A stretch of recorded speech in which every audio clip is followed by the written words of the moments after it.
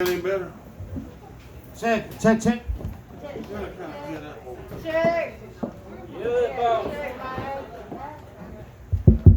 Hello. All right, maybe this will work. Hello. Okay, I'll get right up on it. All right, y'all, I'm gonna sing you. Check. Can y'all hear me? Yep. Can you hear me okay? In the back? All right. Yeah, okay, cool. All right, I'm gonna sing y'all a couple more. This is a single that's coming out on February the 24th off my new record. It's called Young Love. Sometimes I call it Young Love. Sometimes I call it Young Love, open parentheses, Alabama Skies, close parentheses. Sometimes I just call it Alabama Skies. I can't remember exactly how it's listed on Spotify or whatever, but I don't give a damn because I don't make money off that anyway. So, it's okay, y'all. It's all right. I'm giving y'all my secrets tonight. I need to hush. All right, here we go.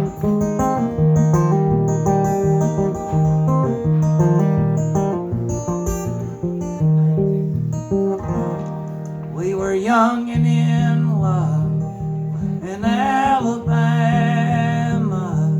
but it wasn't Birmingham, it wasn't Mobile. So we were nowhere, dreamers with a blank stare, running lost highways through the cotton fields. You slide over on my bench seat, you'd make a joke and poke fun at me just because I kept a Bible on the dash of my truck. It ain't that I read it much, it was really just there for looks and young love on lost highways. We needed the love. 'Cause isn't it something how young love can turn to nothing if you add a little distance and time passes by. And so I said, let's get affectionate, like it says in the New Testament. And we were laughing at tomorrow, grinning through the night.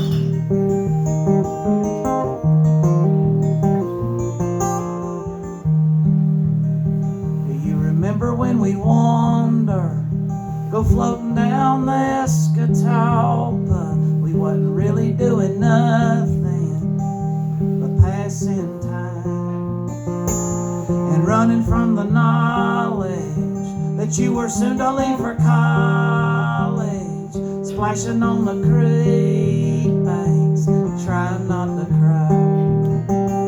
'Cause isn't it something how young love can turn to nothing if you add a little distance and time passes by.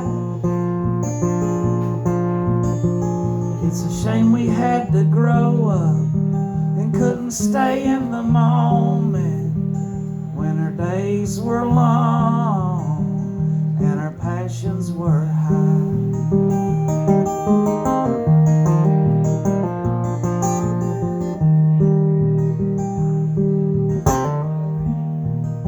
And well, I helped your daddy move you into the dorms in Tuscaloosa. You better not forget me, you whispered in my ear. I couldn't smile, so I faked it. We both knew I'd never make it, even if I found the money to come to see you up here. 'Cause isn't it something how young love can turn to nothing if you add a little distance and time passes by.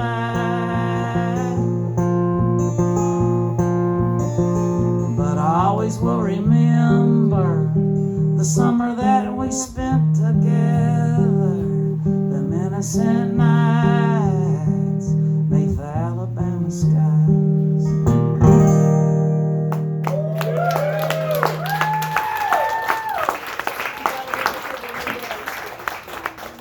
All right, y'all. feel led to do this one song right here, and every time I feel led to do this song right here, I get a little nervous because this is the longest song I ever, well, maybe not the longest song, but it's got the most words.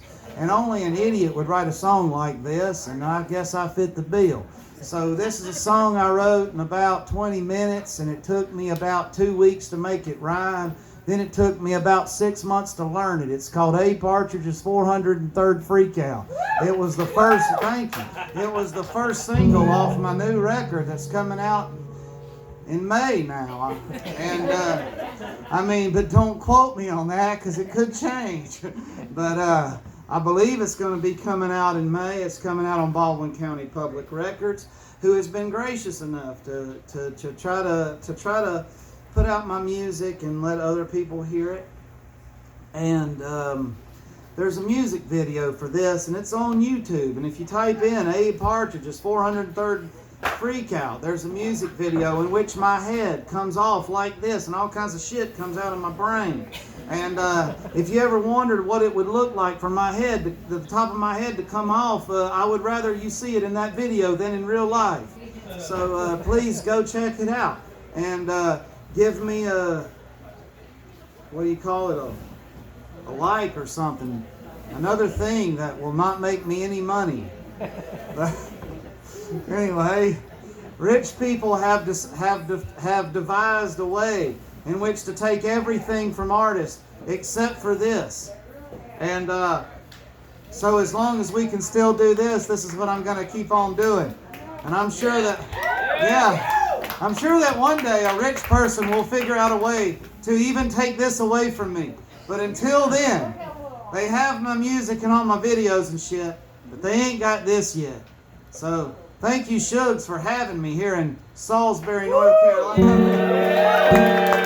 And I'm going to keep on doing this until the rich people find a way to take this from me too, and then I don't know what the hell I'm going to do. But until then, man, this has been a damn good time.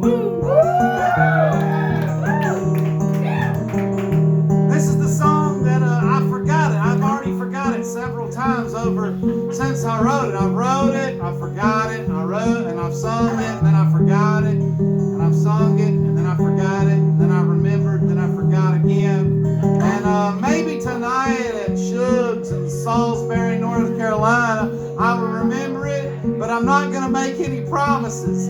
I might just stop in the middle of this thing and start talking like I am now, and then at that point, don't feel bad for me. It's okay, because I've done it plenty of times before, but just be like, well, damn, you shouldn't write songs with that many words. And I'll be like, I know, but I was an idiot and I fit the bill.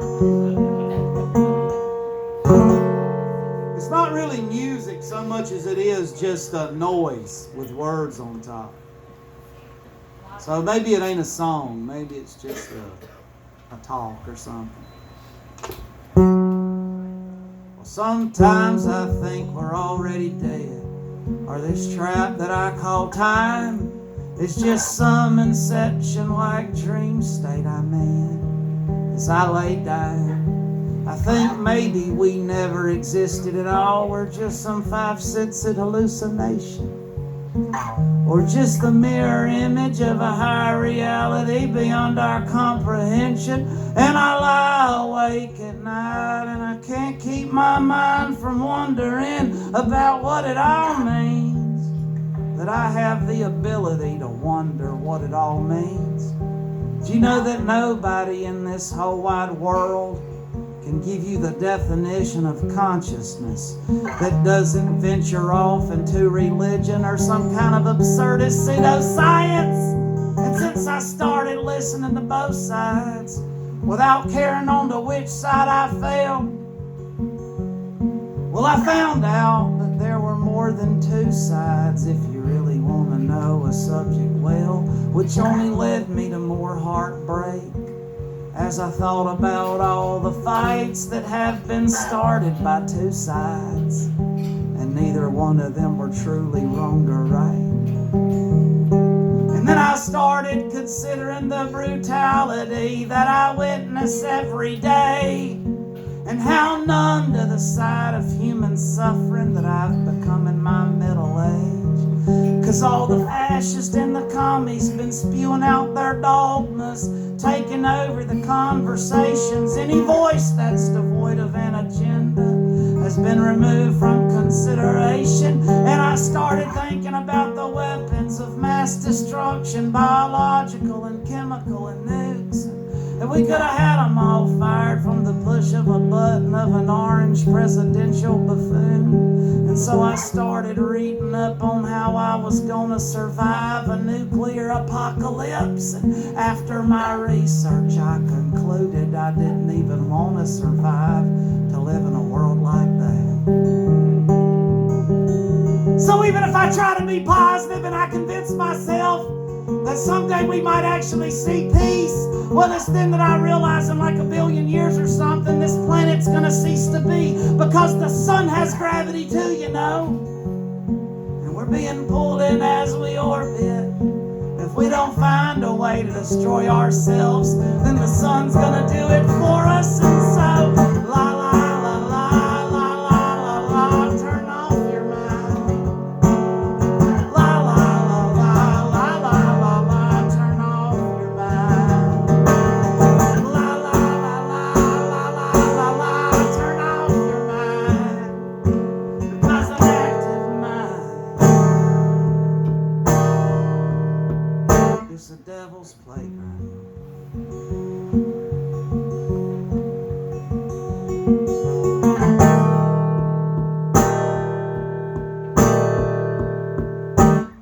Well, then my mind turned to the scientists and the explorers and the greatest amongst us all, who gave their lives to learning and research and made great discoveries about the world. And then it occurred to me that all truth exists long before some learned man makes it known. I mean, if you think about it, E don't equal MC squared just because Einstein said it was so. And now considering this, science kind of seems like a waste. I'm going to devote myself to art. At least an artist creates something of value, a unique representation of his heart. Then I looked around at this plastic world and their frowning faces and their disdain for beauty, and I seen all the poor, starving artists dwelling at the fringes of a cold society. But you know that we would not have fur Elise if it were not for this one individual named Beethoven. And we'd certainly not have the White Album if Paul McCartney never met John Lennon. And I said, well, maybe that's my problem. I miss my Lennon. Somehow that chance done passed me by. And that's the reason I'm standing here singing this stupid song and losing my freaking mind. And then even this stranger thought my tortured mind began to ponder. Lord, I wonder what if Einstein would have met McCartney first while John Lennon was studying the great wonders. I mean, I ain't saying it would have been the Beatles, man, but it would have been interesting to see what they put out, because I know that Einstein had some pretty cool hair, but I wonder if he could twist and shout. And maybe if Einstein had been singing, oh, Glade, oh, Glada, instead of drafting the letter to Roosevelt that paved the way for a nuclear bomb, then a little boy from Nagasaki could have married a pretty young girl from Hiroshima, and they could have sang, oh, Blondie, Blada together and taught their children songs by the Beatles.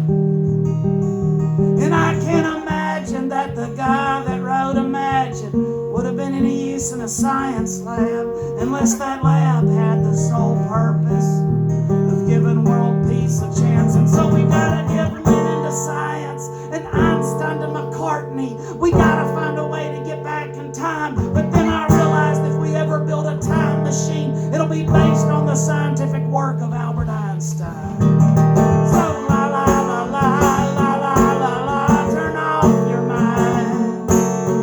La la la la la la la la, turn off your mind. La la la la la la la la, turn off your mind. 'Cause an active mind is the devil's playground. Well, looks like I made it through it. I can't believe it, but I did it. There you go.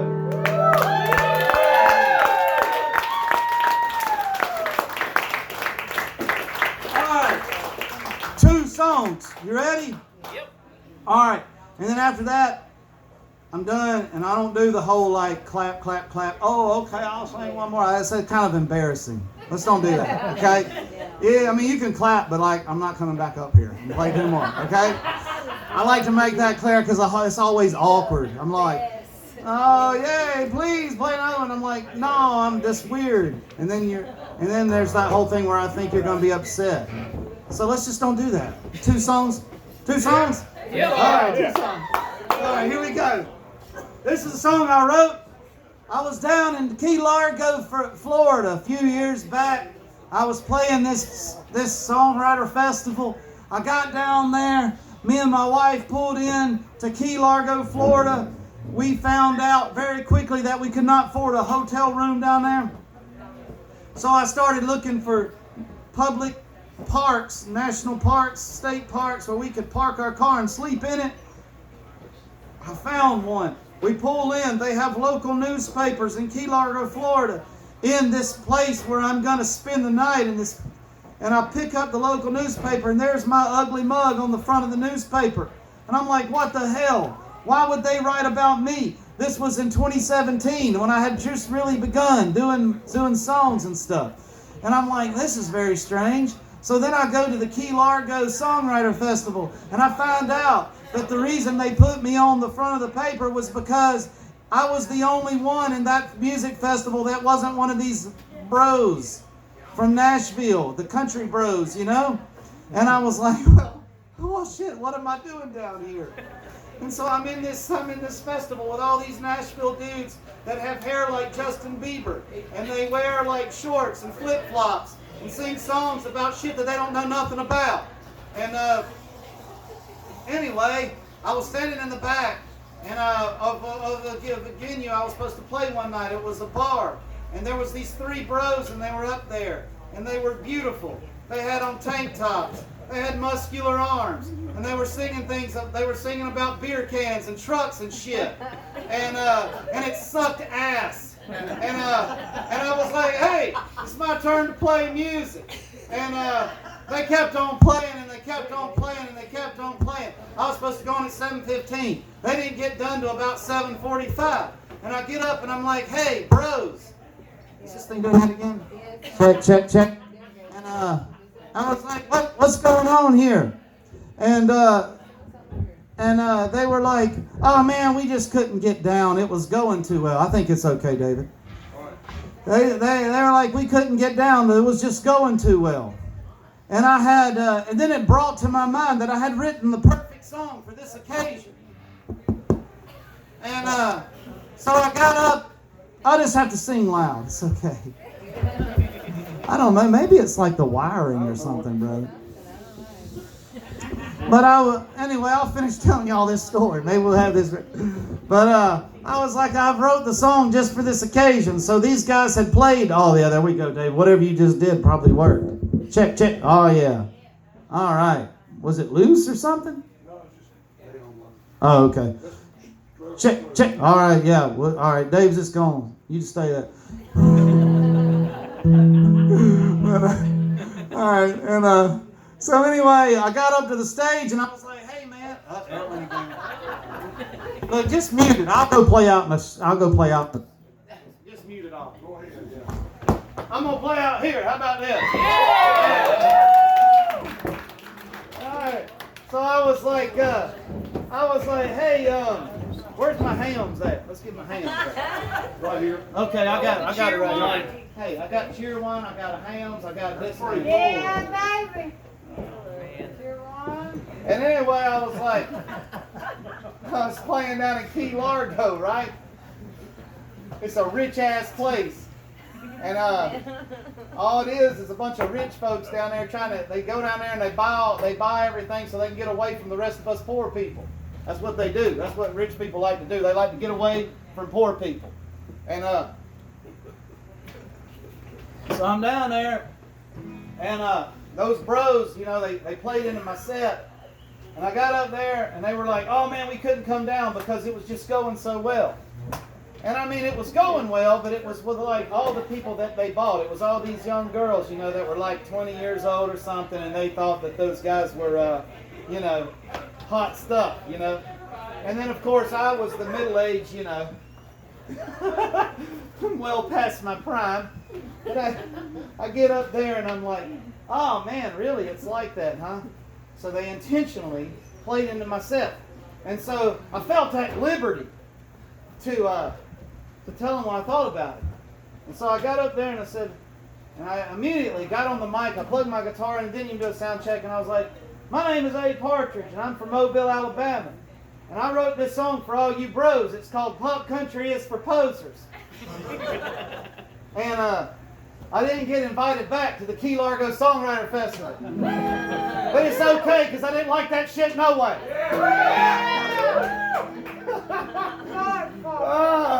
This is a song I wrote called Pop Country is for Posers. I hope you like it. Yeah. Hams is for bros. Yeah, baby. Well, my daddy had a Lightning Hopkins 78. It was covered in scratches and it popped when it played. But I placed that needle with a holy care. And lightning played me the first note that I ever felt. And then I discovered the sounds of 67. The message of love and of psychedelics. And I got lost in them strawberry fields. I was on that magical mystery tour for a couple of years. 'Cause yes, the blues is for believers. And psychedelic rock is for dreamers.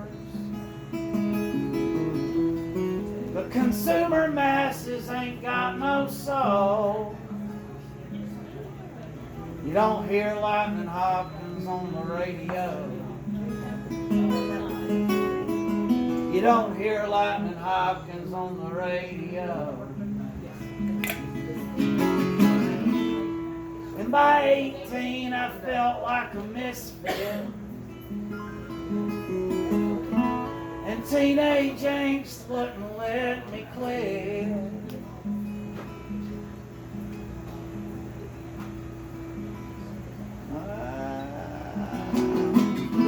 And Johnny Rotten, he spoke for me. And I found hope in anarchy. And now I moonlight at a local lounge that primarily caters to a fake yuppie crowd. And I just cringe as they request those pop country songs, so all them wannabes and pretenders can sing along. 'Cause maybe punk rock is for losers, but pop country is for posers.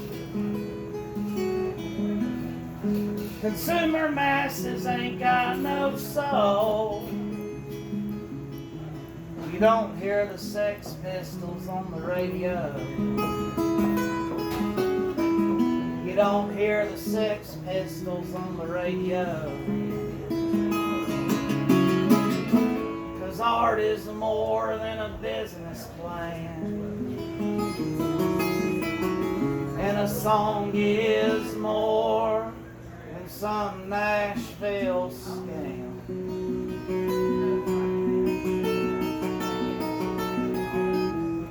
And yes, the blues is for believers.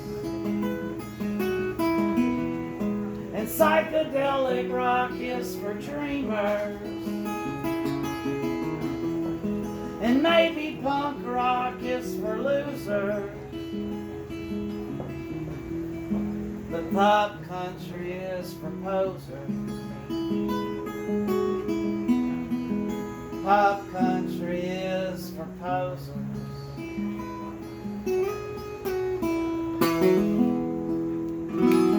There you go. Thank you. All right, this is my last song, unamplified. Turn it up. Turn it up. I can't. You're going to have to get closer. Doing good. All right. There you go. This is my last song, y'all. Thank you so much for coming out tonight. It means the world to me and David that y'all came out here to listen to people sing songs that they made up in their own brains. This is a song I wrote. There's a video that came out about it, I think last month or something or another, in which I'm running through a trailer park and shooting into the air and fighting aliens. And the alien in the video happens to be my 8-year-old son with a green mask on. And no children were harmed in the making of the video. But if you would go watch it on YouTube, I would like that. And it would make me $0. But I made it for you to enjoy for free. And a man named Russ Ferris made a comic book about this song. And we have the comic book for sale on that table over there. And you should buy it. And in that comic book is a record that contains this song. So there's a video, and there's a comic, and there's a record. So we got a lot riding on this one. So I hope you like this one a little bit more than the rest. Anyway, thank y'all for listening to these songs. Oh, by the way, I put out a podcast back in September. It's called Alabama Astronaut, singular. Yeah, thank you. It is a singular T at the end of astronaut, and it's about the last 2.5 years of my life that I have spent documenting the music of serpent-handling believers in Appalachia.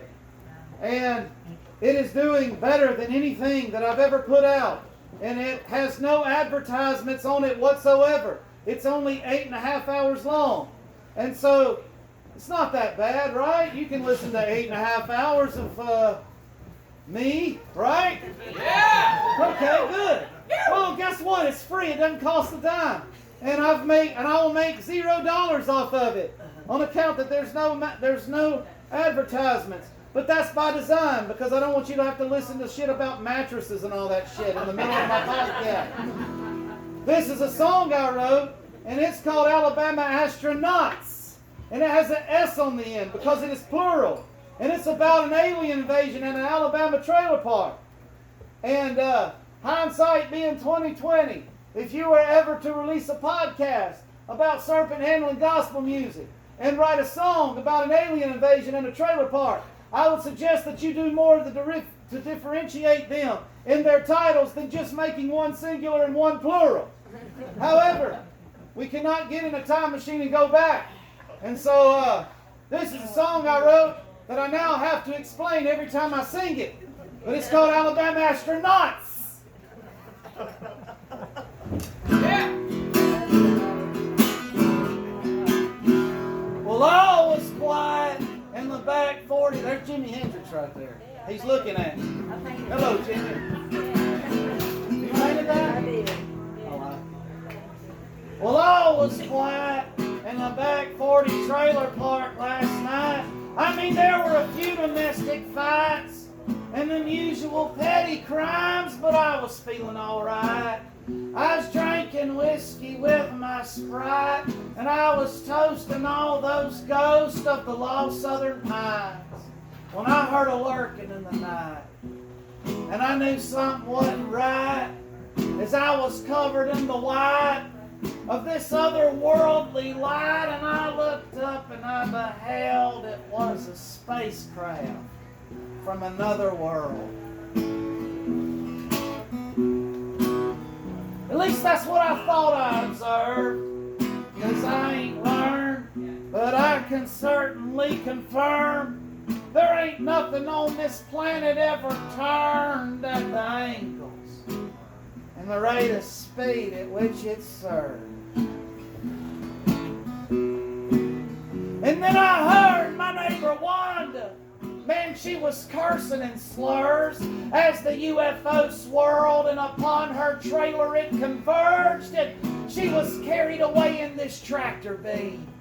It was a horrible scene. Her hair was still in rollers. Her nightie was busting at the seams, and her scream, man, it got all the more extreme as she flew through the air to this extraterrestrial machine. And I said, oh my God, this can't be a dream.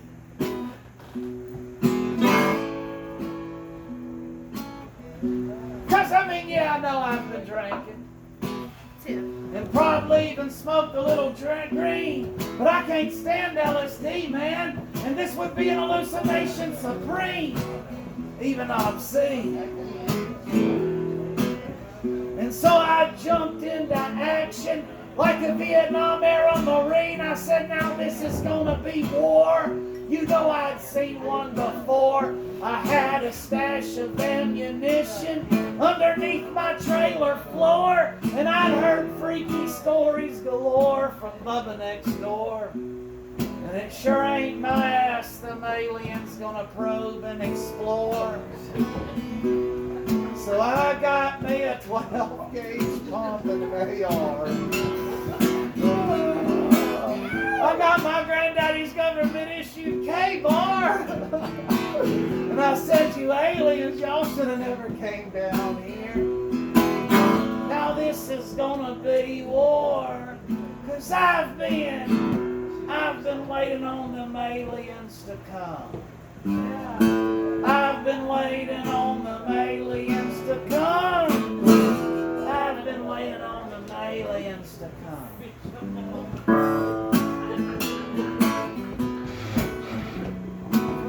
So I threw some cover fire and I jumped and I crawled to my truck. I knew if I was gonna beat these aliens, I'd need distance and luck. So I sped through the muck until I ended up over by the fence line. I hunkered down in the brush. I started sighting in my gear when this little green man appeared. He looked right through my soul.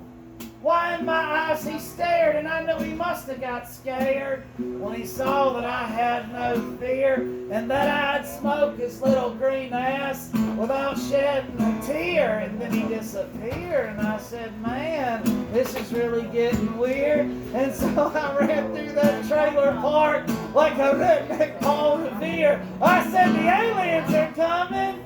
There ain't no sense to running, boys.